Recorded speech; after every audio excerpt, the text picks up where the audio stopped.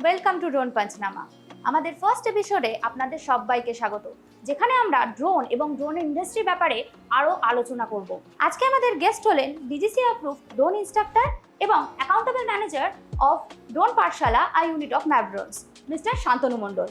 Welcome sir, কেমন আছেন? নমস্কার, আমি ভালো আছি। আপনি কেমন আছেন? আমিও ভালো আছি।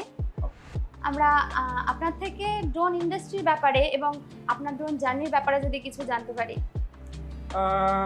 তো যদি আমার ড্রোন ইন্ডাস্ট্রিতে আসার যে স্টোরি সেটা একটু অন্যরকম। কেন কি আমি যদি আমার ব্যাকগ্রাউন্ডের কথা বলি তাহলে আমি অ্যাকচুয়ালি অটোমোবাইল এবং মেকানিক্যাল ব্যাকগ্রাউন্ডের। আমি বিটেক ইন মেকানিক্যাল ইঞ্জিনিয়ারিং এবং তারপর আমি বিভিন্ন ইন্ডাস্ট্রিতে জব করেছি। তার মধ্যে গ্যাব্রিয়েল আছে, ফোর্স মোটরস আছে, ডিফারেন্ট কোম্পানিতে আমি জব করেছি। অ্যান্ড আমার যখন কলেজ টাইম ছিল অ্যাকচুয়ালি বিটেকে, তো তখন আমার একটা প্রজেক্ট ছিল, সেটা হচ্ছে রিমোট কন্ট্রোলার গাড়ি। সো তখন থেকে একটা থিঙ্কিং আসে যে যদি এরকম রিমোট কন্ট্রোলার গাড়ি যদি চলতে পারে তাহলে সেই জিনিসটা সেম জিনিসটা যদি স্কাই ফ্লাই হয়, এবং that is drone actually. Although আমি যেহেতু টেক সাভি পার্সন, সো আমার একটা কিন ইন্টারেস্ট ছিল টেকনোলজির প্রতি, ড্রোন ইন্ডাস্ট্রির ওপরে। তো নিজে নিজে দেখে বা ইউটিউব থেকে নেট থেকে দেখে কিছু একটা কমিউনিটি গ্রুপে জয়েন করে আমি সেখান থেকে কিছু নলেজ গেন করি এবং নিজে নিজে একটা ড্রোন বানাই।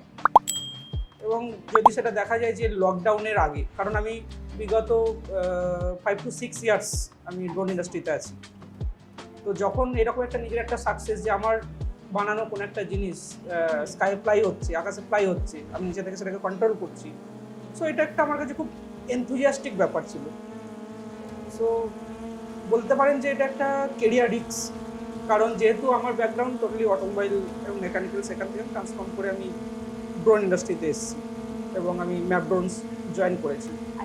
এর আগে আমি ড্রোনের ব্যাপারে অতটাও বেশি জানতাম না, কিন্তু যখন ওই ট্রান্সফরমেশনের ব্যাপারটা এসেছিলো যে মেকানিক্যাল থেকে আমি ডিরেক্ট ড্রোন ইন্ডাস্ট্রিতে, তো এইভাবেই অ্যাকচুয়ালি আসা, মানে প্যাশন বা হবি যাই বলুন না কেন, সেখান থেকে career transformation, career background change করে আমার ড্রোন ইন্ডাস্ট্রিতে আসা আজ থেকে 5 থেকে 6 বছর আগে। তা আপনি এই ড্রোন ইন্ডাস্ট্রিতে এসে কি কি অ্যাচিভ করেছেন? সো যদি আমি আমার অ্যাচিভমেন্টের কথা বলি, যে এই যে 5-6 বছরের যে ড্রোন ইন্ডাস্ট্রিতে আমার যে জার্নি, যেহেতু আমি আগেই বলেছি যে আমার ব্যাকগ্রাউন্ড ডিফারেন্ট, সো সেখানের অ্যাচিভমেন্টটা একটু অন্যরকম ছিল।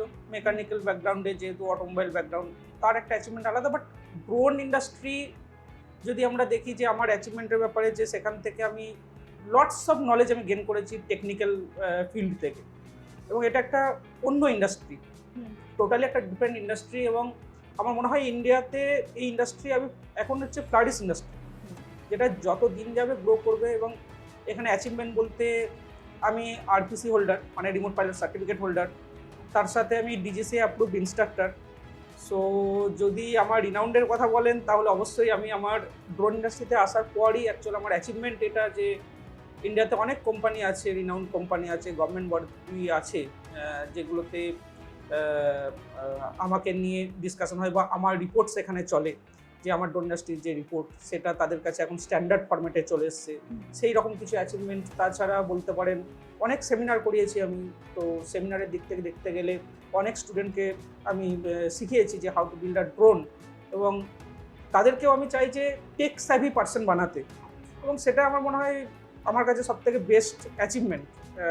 যদি কোনো একটা বাচ্চার যদি একটা টেকনোলজির মধ্যে একটা ইন্টারেস্ট থাকে, সেটাকে আমি বুস্ট আপ কী করে করবো, এবং তার পরবর্তীকালে গিয়ে সে যখন আমাকে কোনো একটা product, electronics product, unmanned aerial vehicle, সে যখন আমার কাছে জিনিসটা তৈরি করে নিয়ে আসে, সেটা মনে হয় আমার কাছে সবথেকে বড় অ্যাচিভমেন্ট, যে আমি তাকে শিখিয়েছি এবং সে আজকে ড্রোন ইন্ডাস্ট্রিতে রাজ করছে। সো এইরকম টাইপের অ্যাচিভমেন্টের সাথে সাথে কিছু তো অ্যাওয়ার্ডস তো রয়েছে, awards and certification. And apart from that আমি তো ডিজিসি অ্যাপ্রুভ ইনস্ট্রাক্টর, সো এটা আমার কাছে একটা বড় অপরচুনিটি। ঠিক আছে, তো এইরকম ছোটো ছোটো কিছু অ্যাচিভমেন্টের মধ্যে দিয়ে যাচ্ছে। আপনি যখন এই ড্রোন ইন্ডাস্ট্রিতে এসেছিলেন তখনকার দিনে আর এখন এই ড্রোন ইন্ডাস্ট্রিতে আপনার কতটা গ্রোথ ফিল করেন? দুটো পার্টে যদি আমরা দেখি, যে বিফোর লকডাউন আর আফটার লকডাউন। বিফোর লকডাউন যেটা ছিল সেটা হচ্ছে market size 150 to 300 million dollar, এখন সেটা ট্রান্সফর্ম হয়ে গেছে 1.2 to 1.3 billion dollar. Market size is huge. ইন্ডিয়ার মধ্যে, পার্টিকুলারলি ইন্ডিয়ার মধ্যে যদি আমরা দেখি যে কিভাবে চেঞ্জেসটা এসছে বিফোর লকডাউন, মানে হচ্ছে 2020 আগের বা 2021, এই 2021-এ যে ড্রোন রিলেটেড যে রুলস পাবলিকেশন যেটা হয়েছে, সেটা ফার্স্ট ইন্ডিয়াতে হচ্ছে 2021, 25 আগস্ট 2021, যেটা নিউ দিল্লি থেকে মিনিস্ট্রি অফ সিভিল অ্যাভিয়েশন, যেটা director general of civil aviation through দিয়ে, মানে ডিজিসি এর থ্রু দিয়ে পাবলিশ করেছিল। ওই রুলসটা আসার পর অ্যাকচুয়ালি ট্রান্সফরমেশনটা শুরু হয়েছে। রেভলিউশন যদি আপনি জানতে চান, তো 2021-এর পর ইন্ডাস্ট্রি ড্রাস্টিক্যালি চেঞ্জ, সেটা অ্যামাউন্টের দিক থেকে হোক, কেরিয়ার অপরচুনিটির দিক থেকে হোক, বা গ্রোথের দিক থেকে হোক, এবং lots of opportunities there. So এই চেঞ্জেসটা এখন শুধুমাত্র, আগে কি রকম ছিল, drone is just a gadget, সেটা শুধুমাত্র ওয়েডিং পারপাস, ফটোগ্রাফি পারপাস, এইরকম কাজে ইউজ হতো। বাট এখন drone is a technology, drone is a particularly individual as a industry. তো এই যে ট্রান্সফরমেশনটা, সেটা কেরিয়ার গ্রোথ বা অপরচুনিটির দিক থেকে একটা হিউজ রাস্তা তৈরি করে দিয়েছে। কেন কি এটার ক্ষেত্রে আপনাকে কোর টেকনিক্যাল পার্সন হতে হবে সেটাও না, আপনার যদি কিছু বেসিক নলেজ থাকে, বেসিক যদি আপনি টেকনিক্যাল নলেজ সম্পন্ন হন, তো আপনি ডেফিনেটলি আপনি এই ইন্ডাস্ট্রিতে এসে রাজ করতে পারবেন। সো ট্রান্সফরমেশনটা যদি আমরা দেখি যে 2021 থেকে 2026-এর মধ্যে, তাহলে হেল অ্যান্ড হেভেনের ডিফারেন্স, মানে 40 to 100 স্পিড যদি আমরা কম্পেয়ার করি, তো এই রকম লেভেলের ট্রান্সফরমেশন। এবং আশা করা যায় যে 2030-এর মধ্যে এটা মার্কেট সাইজ অনেক বড় হয়ে যাবে, মানে মোটামুটি যেটা আপনার ধরে রাখুন যে $3 বিলিয়ন এরকমের একটা ইকোসিস্টেম তৈরি হয়ে যাবে আমাদের পুরো ওয়ার্ল্ডের ক্ষেত্রে যদি আমরা দেখি। মানে ফিউচার ক্যারিয়ার অপরচুনিটি বা ইকোসিস্টেম, ড্রোন ইকোসিস্টেম বা ড্রোন ইন্ডাস্ট্রি যদি আমি বলি, তো সেক্ষেত্রে আমার মনে হয় এটা হিউজ ট্রান্সফরমেশন। আচ্ছা স্যার, আপনি যে বললেন যে 2021 এর ড্রোন রুলসের কিছু ক্রুশিয়াল চেঞ্জেস এসছে, তো কি চেঞ্জেস এসছে? ওকে, সো যদি আমরা ড্রোন রুলস 2021-এর কথা দেখি, তো এখানে মেন এবং ভাইটাল পয়েন্ট হচ্ছে লাইসেন্স, যেটা হচ্ছে আরপিসি, রিমোট পাইলট সার্টিফিকেট। মানে ধরুন আপনি কোনো 2 হুইলার বা 4 হুইলার রাইড করছেন, আপনার কাছে পার্টিকুলারলি একটা লাইসেন্স থাকে, রাইট? সিমিলারলি ড্রোন অপারেট করবার জন্য বা ড্রোন পাইলট হওয়ার জন্য আপনার কিন্তু একটা লাইসেন্সের দরকার। Okay, so as an instructor, DGC approve instructor, আমি যেহেতু অথরাইজড ইনস্ট্রাক্টর, সো আমি সেই লাইসেন্স বা সার্টিফিকেট সেটাকে আমি ইস্যু করতে পারি কোনো আরপিটিও থ্রু দিয়ে। সো আরপিসি একটা ক্রুশিয়াল জিনিস বলতে পারেন, যেটা ড্রোন রুলস 2021-এ মেনশন করা হয়েছে, যে আপনার কাছে যদি ভ্যালিড আরপিসি না থাকে, ভ্যালিড লাইসেন্স যদি আপনার কাছে না থাকে, তো আপনি কমার্শিয়াল পারপাসের জন্য বা অন্য কোনো পারপাসের জন্য আপনি কিন্তু ড্রোন যেখানে খুশি ফ্লাই করতে পারবেন না।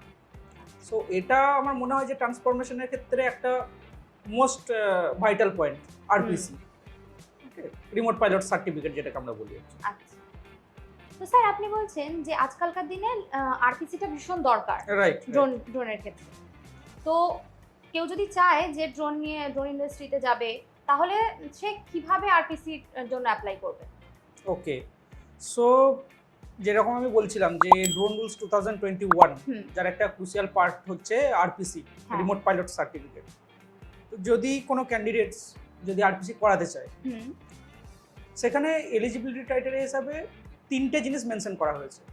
নাম্বার 1 হচ্ছে যে 18 বছরের বয়স হতে হবে, 18 থেকে আপনি 60 ইয়ার্স পর্যন্ত আপনি যে কোনো টাইম আপনি এটার জন্য অ্যাপ্লাই করতে পারেন। আচ্ছা, সেকেন্ড হচ্ছে আপনার মিনিমাম এডুকেশন কোয়ালিফিকেশন আপনার 10th পাস হতে হবে, মানে মাধ্যমিক পাস হতে হবে। অ্যান্ড থার্ড হচ্ছে ডিজিসিএ অথরাইজ আরপিটিও, যেমন আমরা ড্রোন পাঠশালা, এইরকম ডিজিসি অথরাইজ আরপিটিও থেকে আপনাকে কোর্স কমপ্লিট করতে হবে।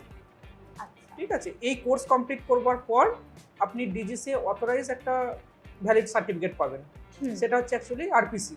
আচ্ছা, আজকের আলোচনা থেকে আশা করি আপনারা অনেক কিছুই জানতে পেরেছেন।